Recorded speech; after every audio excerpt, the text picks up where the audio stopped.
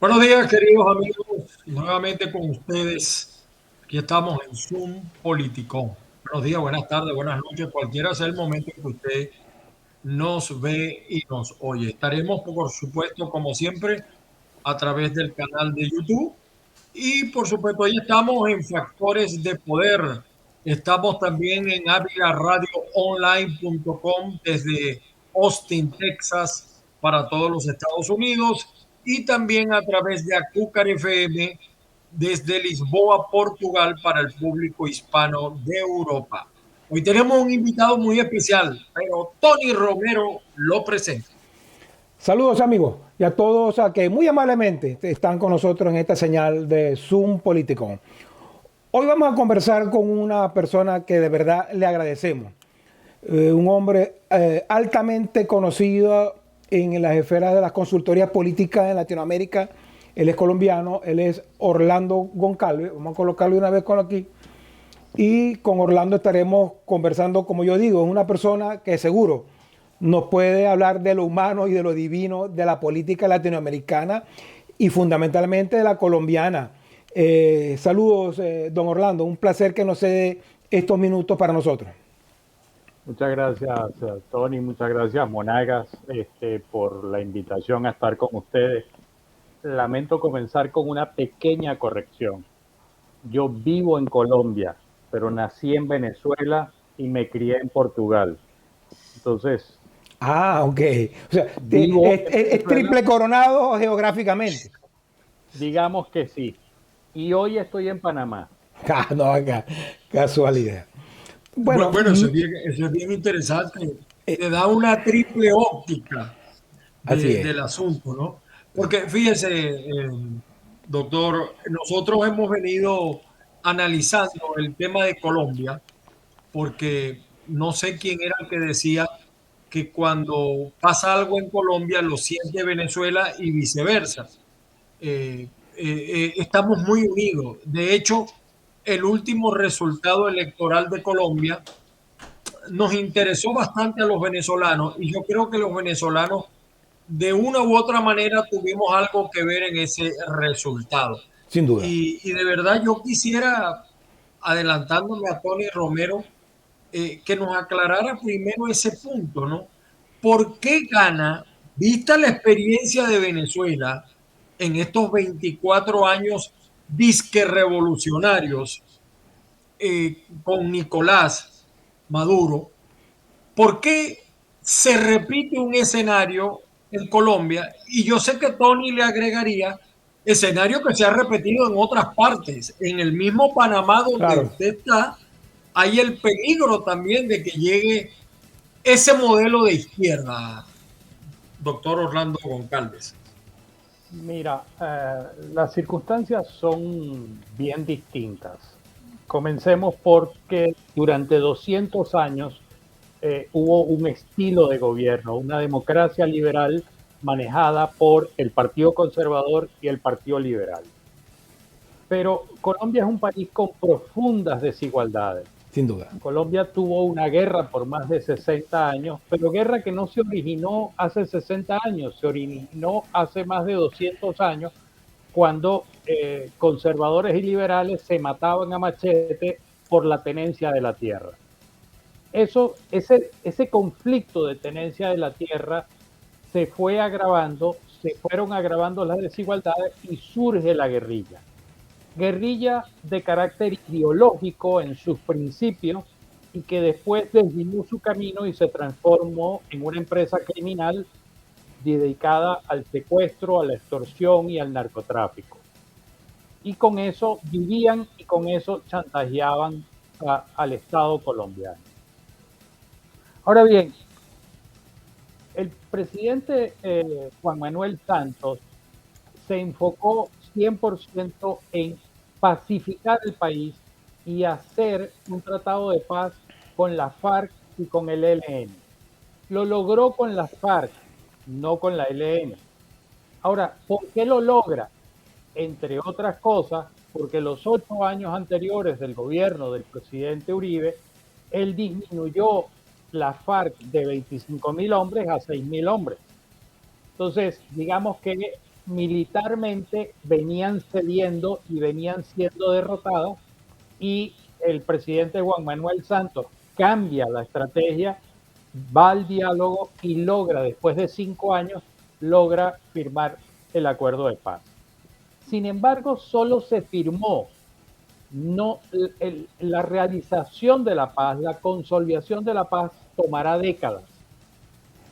Pero en el medio de todo esto seguimos con un país donde más del 50% de la población está en la economía informal, donde por lo menos 2 de cada 4 hogares no pueden hacer 3 comidas al día, donde hay poblaciones en pleno siglo XXI que no tienen agua o no tienen electricidad, no tienen un dispensario médico. Hay ausencia del Estado en muchas partes del territorio. Con ese esquema, por un lado, y por el otro lado, con unos candidatos que antagonizaron muy fuerte, por un lado, un populista de extrema derecha como, se me va el nombre ahora del señor que perdió la elección. ¿Perdón? Hernández. Exactamente, el señor Hernández. Y por el otro lado, un Gustavo Petro, que era su tercer intento de llegar a la presidencia y moderó muchísimo su discurso. Me parece que una de las cosas más importantes que sucedió fue al final de la campaña, él dio unas declaraciones en una conversación con un periodista donde él dijo algo que es revelador. Él dijo, si nosotros nos radicalizamos, nos aislamos, y si nos aislamos, nos tumba. Entonces, ¿es un gobierno progresista? Sí. ¿Es un gobierno de inspiración de izquierda? Sí. Pero no es esa izquierda clásica ni esa cosa parecida a la que se supone que hay en Venezuela. Nada que ver. Es más bien un socialdemócrata hasta ahora. Hasta ahora. Usted lo ha dicho, hasta ahora. Hasta ahora. Con algunos personajes un poco más radicales, un poco con un discurso más de barricada, que no se han dado cuenta de que son autoridades y no son candidatos.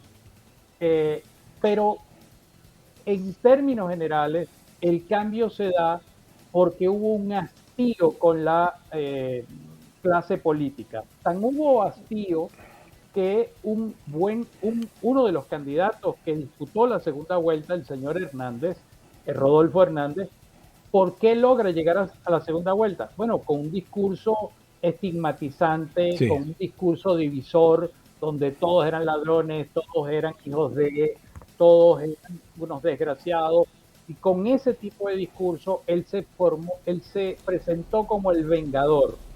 Y del otro lado se presentó un Gustavo Petro moderado, hablando de temas sociales.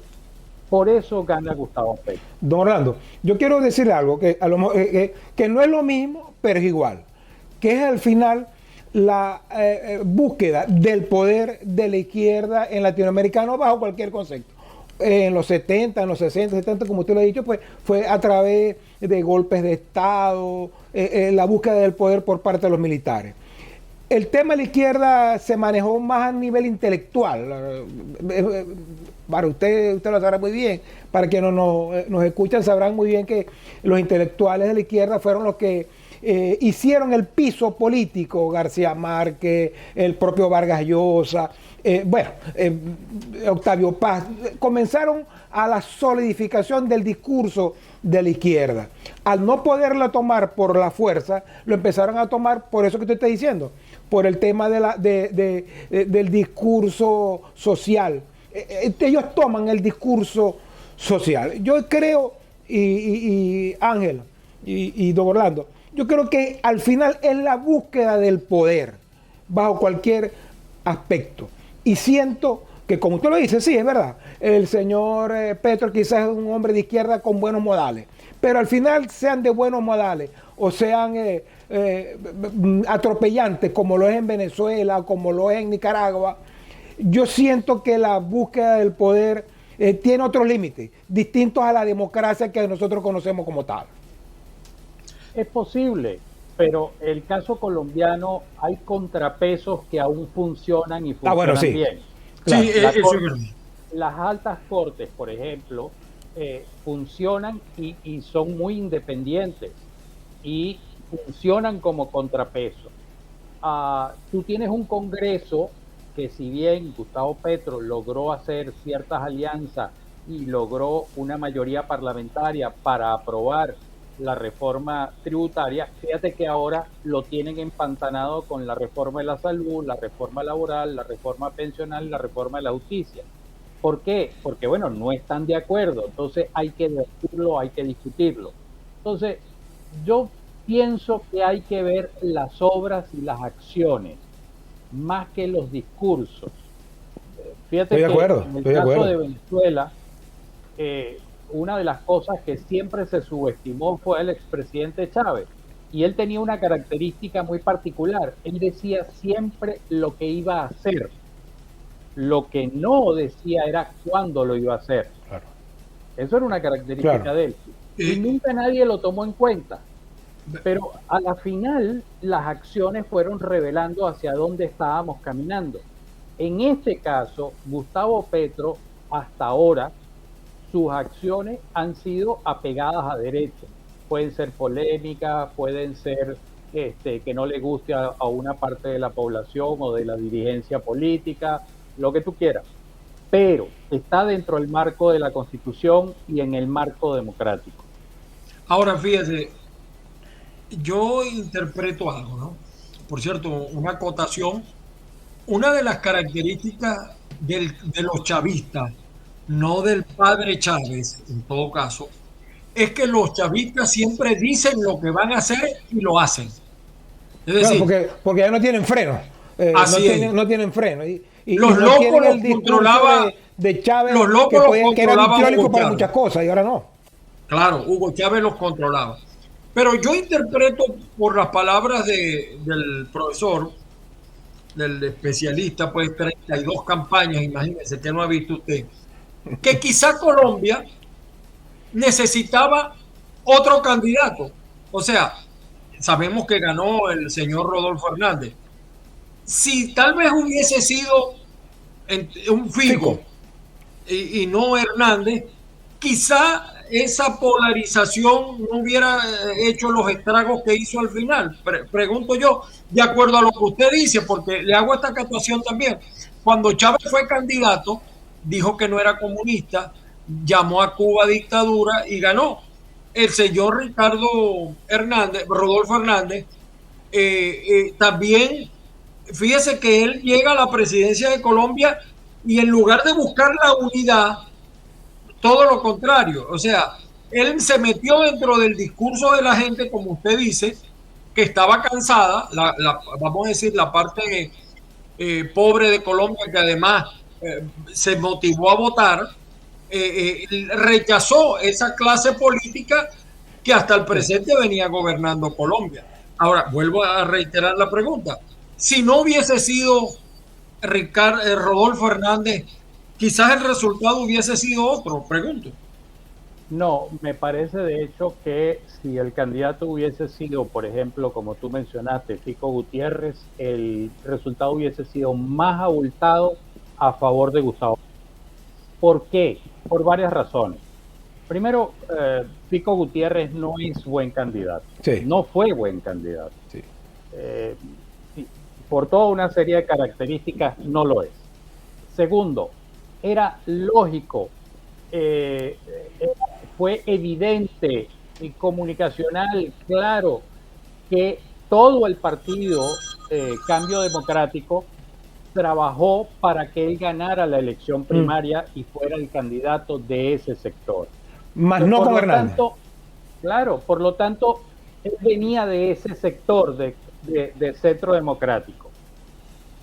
Siendo el gobierno del presidente Iván Duque de Centro Democrático, teniendo los niveles de aprobación tan bajos que tenía, habiendo habido tantos escándalos de corrupción y de mal manejo de gobierno y de ineficiencia que tuvo el gobierno del presidente Iván Duque, tuvo sus aciertos, sin duda, pero también tuvo grandes inconvenientes y grandes problemas de casos de corrupción y de ineficiencia.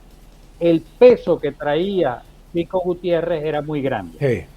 Si él hubiese pasado a la segunda vuelta, la diferencia con Gustavo Petro hubiese sido mayor. Ese hubiese sido el mejor escenario para Gustavo Petro. Ahora, don Orlando, vamos a los números. Usted es un hombre que sin duda maneja números. Van 6, 7 meses, ¿no? De 7 meses desde que arriba Petro al poder. Yo soy de los que cree, aunque usted es un experto, y quizás los primeros meses o el primer año no importa tanto los números para un presidente, porque bueno, es el momento donde puede hacer los cambios radicales, los cambios que quizás no sean muy aceptables para la población. ¿Cómo están los números de Petro a 7 meses? Mire, evidentemente Gustavo Petro, los procesos son de la siguiente manera. Usted gana la elección y su nivel de favorabilidad se dispara desde que usted es electo a que usted comienza a gobernar, se pone la banda presidencial. Pero desde ese día en adelante usted comienza a caer. Porque las expectativas que se generan con cualquier candidato y con cualquier presidente son enormes. Y la gente no entiende muchas veces que hay procesos para poder activar la maquinaria del Estado y para poder ofrecer soluciones. Entonces, la gente quiere una respuesta inmediata y esa respuesta inmediata nunca va a llegar. En el caso del presidente Petro, depende de las encuestas que se vean, pero hay encuestas que hablan de que bajó de casi 70% de favorabilidad a 54%, hay otras que hablan de que está en 48%, hay otras que hablan que está en menos de 40%. Pero eso no es malo. Eso no es malo para un gobierno que tiene que hacer cambios radicales. No es malo para hacer el primer año. Está bastante aceptable. Ha podido ser menos, pero la seguidilla de errores comunicacionales que han cometido y de errores políticos que han cometido les ha costado caro, sumado al escándalo del hijo, que definitivamente en mi percepción es uno de los casos que más lo ha golpeado de manera más dura. Sin duda. El caso de las declaraciones de la vicepresidenta. Terrible. No solo lo que dijo, sino cómo lo dijo. Así es. Totalmente arrebatada, totalmente fuera de sí. Entonces, ese tipo de cosas le han venido haciendo mella, sumado a que los resultados que esperaba la gente no son tan grandes. Y no son tan grandes porque, bueno, primero porque encontró las arcas del Estado vacías.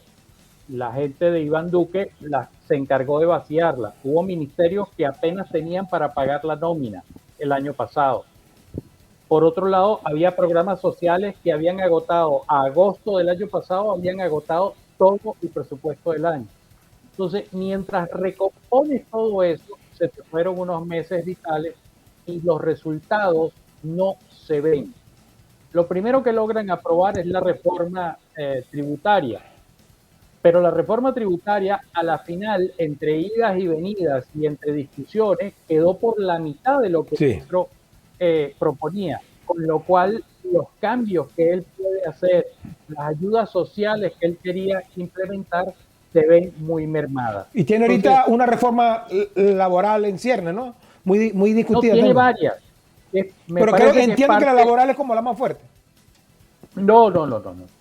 Es muy fuerte los cambios que quiere hacer en la reforma al sistema de salud, que necesita ser reformado. Atención, no sé si por la forma que él lo está planteando, no me queda claro porque no soy experto en la materia, pero el sistema de salud no funciona del todo bien.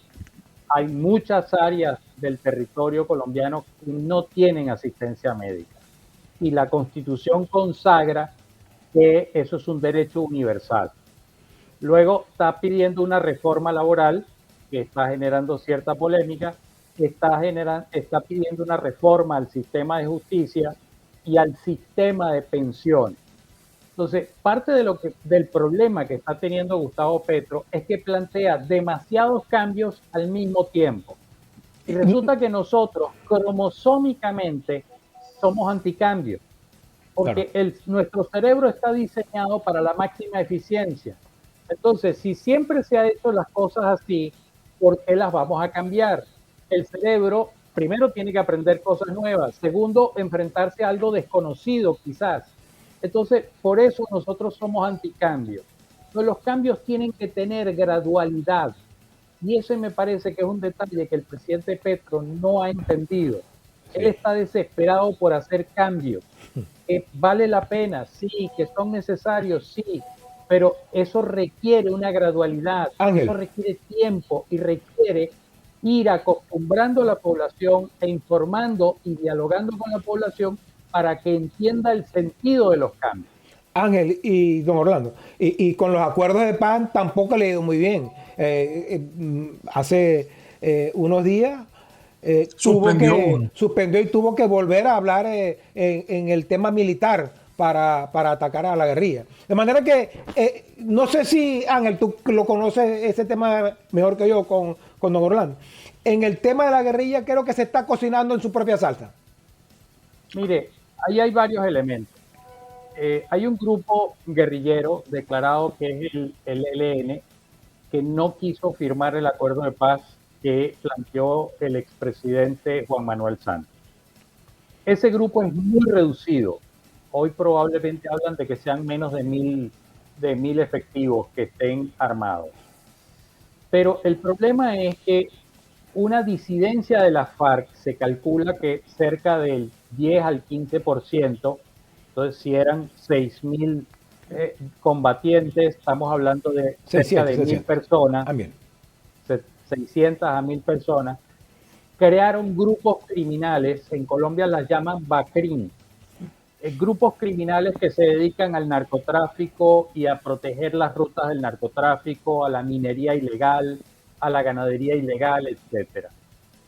Y en el medio de todo eso hay un grupo que se llama el Clan del Golfo, cuyos orígenes están también en disidencia de la FARC desde antes que se firmara el acuerdo de paz, que ha sido muy violento y que ha venido apoderándose de ciertos territorios.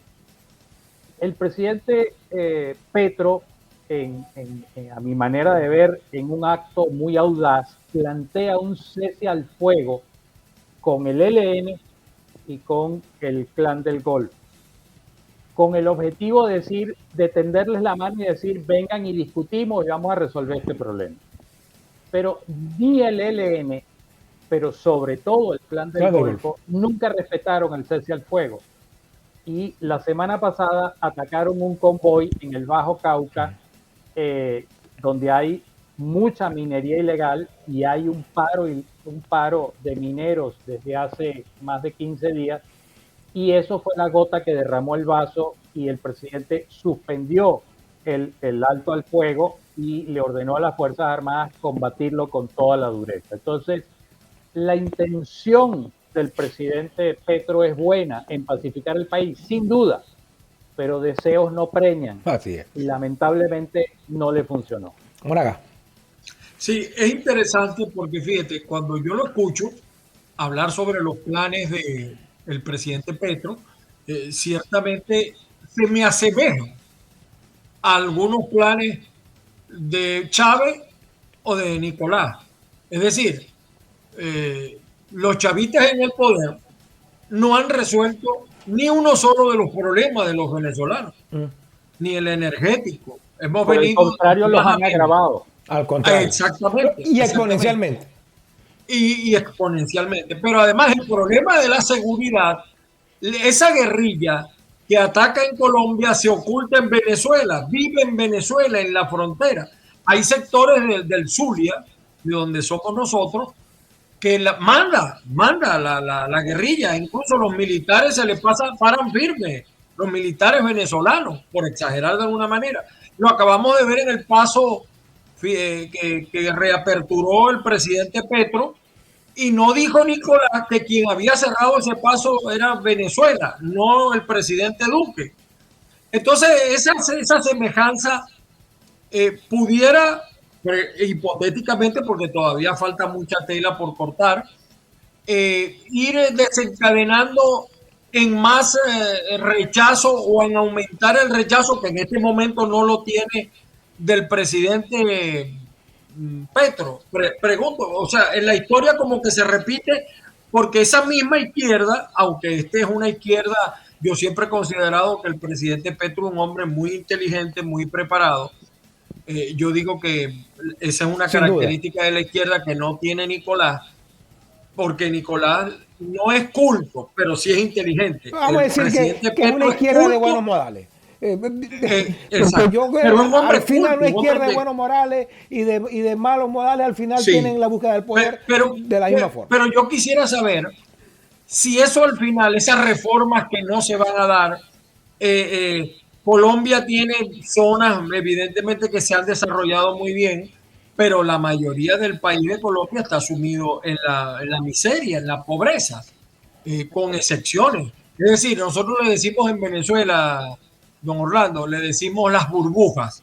En Colombia también hay burbujas. Mire, yo me quedé Claro. asombrado, para que usted me hable un poquito, de que en la isla de San Andrés hay un tour para los que salen hacia Estados Unidos de manera ilegal. Yo me quedé sorprendido. Hay hasta una agencia de viaje. Es decir, eso como en un gobierno democrático, en un gobierno que gobierne, se permite eso, don Orlando. Mire, es parte de la degradación que ha habido durante muchos años y que en 7 meses Gustavo Petro no ha logrado frenar. Además de que eh, al día de hoy, 7 meses después de asumir, hay 7 u 8 viceministerios y directores generales que no están nombrados. Al día de hoy, varios departamentos de comunicaciones de varios ministerios siguen en manos de gente del gobierno de Iván Duque. Entonces, pareciera ser que les falta gente y pareciera ser que están muy enfocados en el tema de la reforma de la salud, la reforma pensional, laboral y judicial, y han descuidado algunos temas. Claro. Han hecho otras cosas interesantes. Por ejemplo, él ha entregado más tierras por producto de la ley de restitución de tierras, tierras que le fueron arrebatadas por el paramilitarismo o por la guerrilla a los campesinos. Él ha restituido más tierras al día de hoy que los 4 años del gobierno del presidente Iván Duque. Pero no solamente ha restituido eso, también le ha dado facilidades a la gente para que, teniendo la tenencia de la tierra, pueda acceder a créditos blandos para tratar de sembrar. Entonces, hay progresos en unas partes, pero hay otras partes que definitivamente no avanzan. Y los cambios, repito, los cambios toman tiempo y me parece que es algo que el presidente Petro no está tomando en consideración. Entonces, no lo puedes resolver todo, tendrías que establecer prioridades y resolver un problema a la vez. En la ausencia del Estado en muchas partes del territorio es algo urgente de resolver. No tiene sentido que en pleno siglo XXI haya gente sin agua, haya gente sin electricidad, claro, por supuesto sin comunicaciones. La pandemia puso al descubierto eso, pero de manera grotesca y dantesca. No es posible que no haya ni siquiera un dispensario médico. Hay gente que a veces, por cualquier cosa, cuando un niño se enferma, tienen que tomar una lancha, viajar 3 horas en lancha y después 2 horas en carro para llegar a un dispensario médico.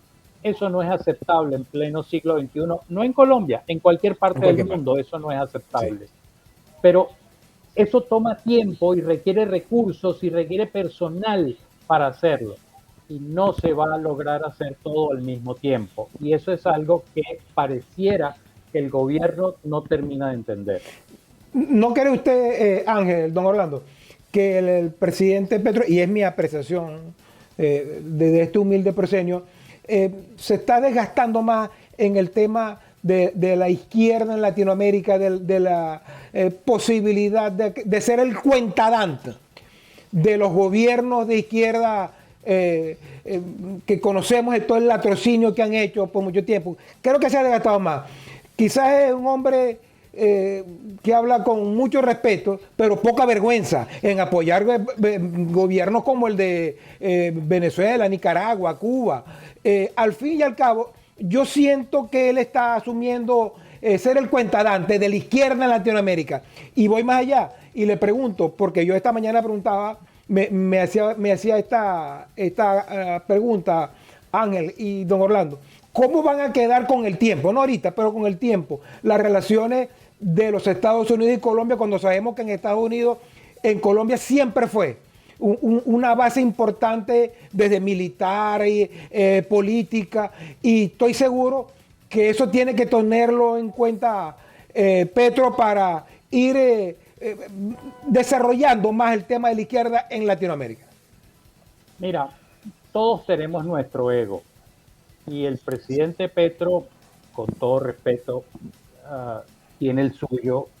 No, más grande. Y no lo oculta. Entonces, sí ha tenido esa intención. Hago una aclaratoria. Con el gobierno de Nicaragua hicieron un puente primero para tratar justamente de liberar a los presos políticos.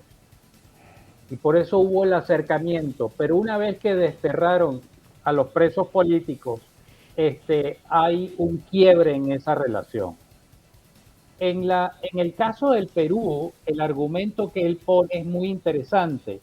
Y el argumento que él pone es que el presidente Castillo anunció que iba a cometer un delito, pero no lo cometió. No, pero eso es falso. Eso es alarlo por los pelos. Porque estoy diciendo lo que él dice. Ángel es abogado y sabe que el solo hecho de anunciar algo ya constituye un delito. No necesariamente, pero es lo que dice el presidente Petro. Y entonces él dice que no han debido tumbarlo. Entonces, yo sí creo que él ha tratado de abanderar eso, pero no ha sido fácil, porque el gobierno del presidente Petro ha sido de Pedro Castillo fue un desastre. Gabriel Boric en Chile no ha sido un desastre, pero no le ha ido nada bien. No. Y el proyecto constituyente se volvió un desastre enorme. En Argentina se están luchando entre ellos mismos, entre los Kirchner. No se ha metido con el tema de Argentina, afortunadamente, porque se están matando entre ellos. Sumado a que sus propios problemas internos son lo suficientemente grandes, él volvió a reenfocarse. Su ego le hizo entonces entrar en una pelea con Nayib Bukele a través de Twitter. Y bueno, ya sabemos los resultados. Sí. Entonces, es posible que él quiera abanderar eso, pero los problemas internos son tantos que tiene que ocuparse y él va a establecer prioridades. Su relación con los Estados Unidos. Mira, los Estados Unidos tienen 7 bases militares dentro de Colombia. Eso no es cualquier cosa. No, son cochadeados. Eso es mucho. Entonces, la relación con los Estados Unidos hasta el día de hoy es cordial. La relación con los Estados Unidos hasta el día de hoy es fluida. Probablemente van a tener diferencias y eso es absolutamente normal, que haya diferencias entre los países, pero la relevancia de la Embajada de los Estados Unidos y del gobierno de los Estados Unidos en Colombia es algo importante y es algo con lo que no se juega. Me parece que el presidente Petro está claro en eso. Ese, por ejemplo, es un contrapeso simbólico que está ahí. Claro, ya finalmente, por mi parte, pues, sí. Fíjese que ahora, por cierto, se están metiendo los cubanos con la medicina cubana, entre comillas, ¿no? Porque no necesariamente son médicos, aunque se venden como médicos, pero ese es harina otro costal. Ahora, ¿qué tendría que hacer? Vista la experiencia de otros gobiernos de izquierda, entre comillas también, o socialdemocracia. Tú sabes que yo como abogado, yo siempre he dicho que la socialdemocracia es el mismo socialismo, pero edulcorado. Es decir, se vende, con buenos se vende, modales. pero es el mismo Él le quiere socialismo. con buenos modales. Exactamente. Pero, ¿qué tendría que hacer la oposición en Colombia? Porque la noto apagada. Es decir, dentro de Sí. ese análisis que usted ha hecho, que lo comparto, pareciera que la oposición colombiana, lejos de despertar, no lo ha hecho. Yo estaba viendo una cifra de la elección de Chávez acá en Venezuela con Manuel Rosales. Mira, y estoy sorprendido que Manuel Rosales sacó, según la data del CNE, el 48%. No ganó, pero Chávez no ganó con el 60, ganó con el 56, 50. Es decir, fue una diferencia importante, pero no fue no fue un arrollamiento. Ahora, veo en el caso de Colombia, comparándolo, que pareciera que la oposición, por supuesto, existen los contrapesos, como usted lo dijo, que ojalá sigan existiendo en Colombia, el procurador, el Congreso, etcétera. Ojalá siga eso así. Pero ¿qué tendría que hacer la oposición en lo político? Seguir con el discurso de Álvaro Uribe. El señor Duque no lo veo. Veo a la diputada, perdón, creo que todavía es parlamentaria, una de la gente de Álvaro María Uribe. Fernanda Sí, Cabal, María la Fernanda, senadora. senadora, me cae muy bien esa señora, su discurso. ¿Qué tendría que hacer la oposición colombiana para ir poniendo El alguna contrapeso político que hace contención? falta. Mire, lo primero que tendrían que hacer es eliminar discursos como el de la senadora que a usted le agrada, María Fernanda Cabal. Porque esos discursos radicales lo Ajá. que hacen es hiperpolarizar más y logran que la masa crítica que está alrededor de Gustavo Petro se le unifique más y se solidifique más. Mucho más prudente ha sido el discurso del presidente Álvaro Uribe, del expresidente Uribe. Ha sido mucho más sensato, mucho más formal, Más político. mucho Claro. más político. Esa declaración que dijo: delante de mí nadie habla mal del presidente Petro. Eso es un hombre con otro nivel. Entonces, en primer lugar, apartar los discursos radicales. En segundo lugar, volverse a conectar con la gente. En tercer lugar, admitir sus errores, los errores del pasado. Hay que ser claro con la gente y decirle: mire, sí, nos equivocamos, derramamos la leche. ¿Cómo hacemos para arreglar esto entre ustedes y nosotros? Y el cuarto elemento sería quizás crear una plataforma que se salga de lo meramente político, de lo meramente electoral, de los intereses de la búsqueda de prebendas y contratos en la estructura del Estado, y se coloque al lado de la gente y diseñen un proyecto y un sueño de país de la Colombia que puede ser y que tiene todos los recursos, entre ellos su propia gente, para ser un país potencialmente desarrollado, claro, y de primera línea. Me parece que con esos cuatro elementos podrían lograrlo, pero no veo la voluntad política al día de hoy de quererlo hacer. Con lo cual, el presidente Petro de alguna manera está relativamente tranquilo por ahora. Veamos qué pasa con el tiempo. Pero si tratamos de proyectar para dentro de 3 años, no está claro quién pudiera ser el candidato presidencial por el lado del pacto histórico, ni está claro quién pudiera ser candidato presidencial por el otro lado. No hay unas figuras relevantes, descollantes, que llamen la atención, que aglutinen gente en ninguno de los dos lados. Don Orlando, podemos decir que Petro hasta ahorita está ganando porque no tiene con quién perder. Entre otras cosas, sí. Sí. Y siento, Ángel y don Orlando, siento que en su análisis tiene una aprobación respetable hasta ahorita lo que ha hecho Petro en Colombia. Mire, hasta ahora va cumpliendo lo que ha dicho en campaña. Eso me parece una gran virtud y coherencia. Él dijo que iba a hacer una reforma tributaria, la hizo, dijo que iba a hacer una reforma de salud, de la pensión, laboral y justicia, las está discutiendo en el Congreso. No ha sido estridente.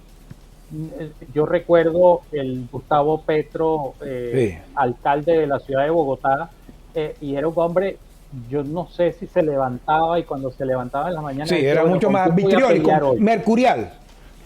Exactamente. No, no, ese no es el Gustavo Petro que está en la presidencia hoy, es un hombre mucho más reposado.